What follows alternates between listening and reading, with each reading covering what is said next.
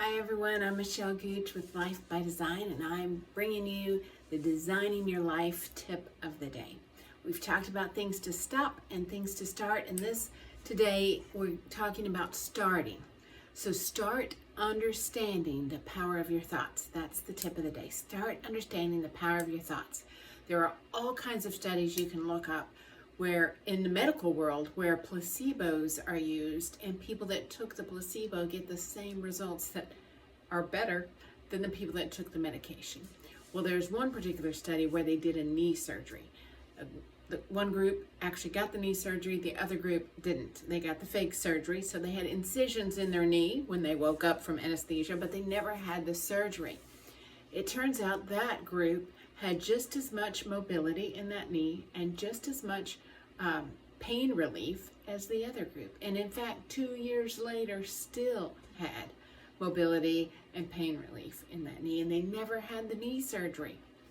That's the power of their brain. They thought they had gotten what they needed, and so they believed, and they got different results. I watched a golfer go through this process of understanding that our thoughts bring our emotions, and our emotions give way to our actions, and our actions give the results. And this golfer had hit several bad shots in a row. And so finally someone said, "So what are you thinking?" And he said, "Well, I'm thinking, don't miss big. Whatever you do, don't miss big." And they said, "Okay, what emotion comes from that when you think that?" And he said, "Well, I'm scared." And what happens? What are the actions that happen when you're scared? He said, "Well, I tense up. I tense my shoulders up. I tense up my hips. I tense my neck. I tense up." They said, "Okay, what results do you get on your swing when you tense up?" And he said, "Oh, well, I don't have as much control over the ball." So it was his thoughts that were getting him the bad shots. And when he changed his thoughts, the shots changed.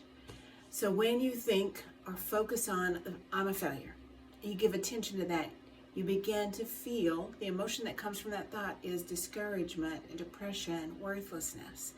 And the action that comes from that is that you slump your shoulders, you stay at home when you should go somewhere, or you show up somewhere and you show up with no confidence. And the results you get are not the results you want for your life. And all you have to do is go back and change your thoughts. I know it sounds simple. I know it's much more complicated than it sounds.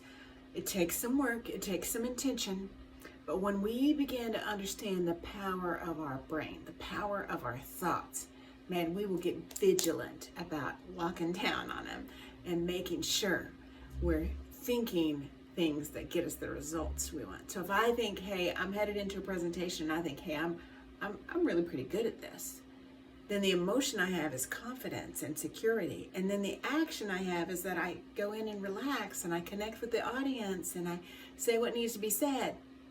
And the result is I'm proud of the presentation. But if I had thought something different, I would have gotten a different result.